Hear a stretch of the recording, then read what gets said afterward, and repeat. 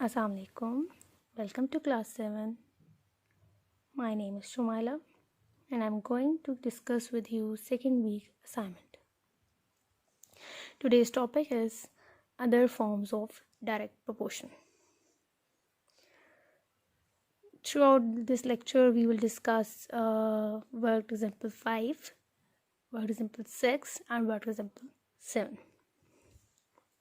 First of all we will discuss work example 5. Identify variables which are directly proportional to each other. अच्छा, हमने इसमें basically ये करना है कि कौन कौन से वेरिएबल्स जो हैं वो डायरेक्टली प्रोपोर्शनल है.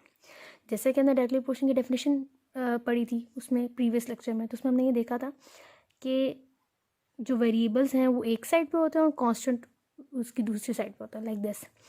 यहाँ ये एक्स का मल्टीप्लाई हो रहा है, क्या हो जाएगा? डिवाइड.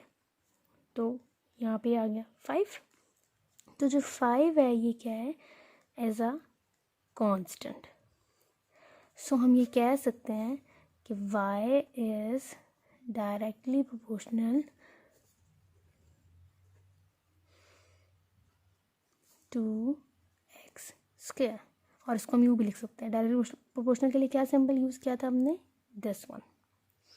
ठीक है. अगर मैं इस केस में करूँ तो इस केस में क्या होगा? y स्क्वायर और ये अंडर रूट एक्स इधर आके क्या हो जाएगा? स्क्वायर रूट एक्स इधर आके डिवाइड हो जाएगा. तो इधर कुछ नहीं, तो क्या पीछे रिमेनिंग है हमारे पास? 1. अच्छा, तो 1 जो है वो हमारे पास क्या है? Is a constant. सो हम यहाँ ये लिख सकते हैं कि y square is directly proportional to square root of x. ये होगी जी work example number 5. Next example है हमारे पास work example number 6. This one, page number 15. अच्छा, इक्वेशन ऑफ इसका टॉपिक ये है equation of another form of direct proportion. If y is directly proportional to X square and y is 20 when x equals to 2. First of all हम इस line पे focus करते हैं. y is directly proportional to X square. इसको हम यूँ लिख सकते हैं, y डायरेक्टली प्रोपोर्शनल है, उसके लिए हम ये सिंबल यूज़ करते हैं. और किसके हैं? एक्स स्क्वायर के. ठीक. अब प्रोपोर्शनल की जगह हम क्या लिखते हैं? हमेशा is equals to constant X के. अब हमें क्या क्या गिवन है? y क्या गिवन है? 20 और x क्या गिवन है? 2. Now putting the values. y हमें 20 गिवन है और सॉरी y के ऊपर स्क्वायर नहीं है, इज इक्वल्स टू k. और x स्क्वायर हमें क्या गिवन है?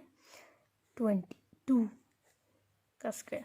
तो 20 इज इक्वल्स टू k और 2 का स्क्वायर क्या हो जाएगा? 4. ये दो मल्टीप्लाई होता है क्या हो जाएगा? डिवाइड. तो हमारे पास k की क्या वैल्यू आ गई? 5. अच्छा, अब हम इसको इस इक्वेशन नंबर 1 में पुट कर देंगे. Now putting the value of k in equation number 1, y is equals to k X square, y is equals to 5x square. ये हमारे पास हमारा बन हो गया पार्ट 1, जिसमें उन्होंने हमें कहा था find an equation connecting x and y. ठीक है. अच्छा, अब पार्ट 2 में क्या कह रहे हैं? Calculate the value of y when x is 3. y find करना है और x आपको क्या दिया हुआ है? 3. तो इसी के अंदर करें y is equals to 5, x क्या दिया हुआ है आपको? 3. 3 का square. y is equals to 5, 3 का स्क्वायर क्या होता है? 9 और 5 9 are 45. तो y की क्या वैल्यू आ गया आपके पास? 45. ठीक है. अच्छा, नेक्स्ट जो है हमारे पास, हम पार्ट 3 जो हमें दिया हुआ है वो हमें क्या दिया हुआ है पार्ट 3 इसका? कि find the values of x when y is 125. Means आपको जो है इसमें x फाइंड करना है और y आपको दिया हुआ है 1.25. इक्वेशन क्या बनी थी हमारे पास? इधर से हम देख लेते हैं बुक से. y is equals to 5x square. ठीक. y 1.25 है और 5 एज इट इज ऐसे आ जाएगा. और x तो हमें पता ही नहीं है, हमें ये फाइंड करना, तो x का एज इट इज ऐसे ही आ गया. 1.25 5 इधर मल्टीप्लाई हो जाएगा, क्या हो जाएगा? डिवाइड. और ये हो गया x के. इनको हम डिवाइड करें तो हमारे पास आ जाता है 0.25 अब जब भी स्क्वायर हो तो हम क्या लेते हैं, स्क्वायर रूट। तो यहाँ आप लिखेंगे taking square root on both sides. ठीक है, अब स्क्वायर रूट इधर भी ले लिया और इधर भी ले लिया, तो x आ गया हमारे पास 0.5। और जब भी हम स्क्वायर रूट आप कैलकुलेटर से ले सकते हैं, और जब भी आप स्क्वायर रूट लेते हैं तो हमेशा हम स्क्वायर रूट जब लेते हैं तो साथ क्या साइन डालते हैं, plus and minus. Got it. ना नेक्स्ट क्वेश्चन है हमारे पास वर्ड एग्जाम्पल 7। वर्ड एग्जाम्पल 7 का हमारे पास टॉपिक ये है, क्वेश्चन ये है, problems involving in other form of direct proportion. The volume v of a solid is directly proportional to the cube of its radius। ठीक, first of all हम क्या करेंगे, यहाँ पे वॉल्यूम आपको दिया हुआ है, volume is directly proportional to, directly proportional की जगह उसका सिंबल डाल दिया, किसके, cube of radius, means radius का क्यूब। क्यूब को हमेशा हम, क्यूब का मतलब होता है पावर 3, एक्सपोनेंट आपके पास क्या है 3, स्क्वायर हो तो मतलब एक्सपोनेंट आपके पास क्या होता है 2, और अगर क्यूब है तो उसका मतलब होता है इसका एक्सपोनेंट क्या है 3। तो volume is directly proportional to radius का क्यूब। ठीक, ये हमने मैथमेटिकली फॉर्म में लिख लिया।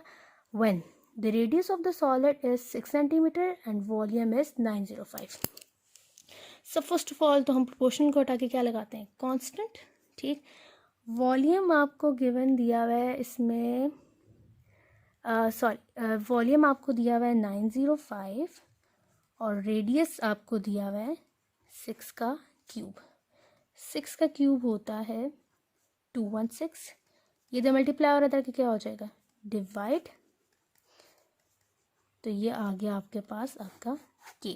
नाउ ये हमारे पास वही सेम जैसे पिछला क्वेश्चन किया, इसको 1 का नाम दे दें। Now putting the value of k in equation number 1, 905 divided by 216 is equal into r3। तो ये हमारे पास हो गया पार्ट 1, जिसमें कहा था find an equation connecting v and r। Next है कैलकुलेट द वॉल्यूम। वो कह रहे जी वॉल्यूम हमने कैलकुलेट करना है, ठीक है, और रेडियस हमें दिया हुआ है 10। Now by using this v is equals to 905 216 r cube, volume हमें फाइंड करना है 905 216 r हमें क्या दिया हुआ है 10 का क्यूब। 10 का क्यूब होता है हमारे पास 1000। ठीक है, तो इसको जब आप सॉल्व करेंगे बाय यूजिंग कैलकुलेटर तो हमारे पास क्या आंसर आ जाएगा इसका 4189, या आप डिवीजन भी कर सकते हैं एज यू विश। तो ये हमारे पास क्या आ गया हमारा वॉल्यूम, और उसकी यूनिट क्या होगा सेंटीमीटर क्यूब। ठीक है, थैंक यू।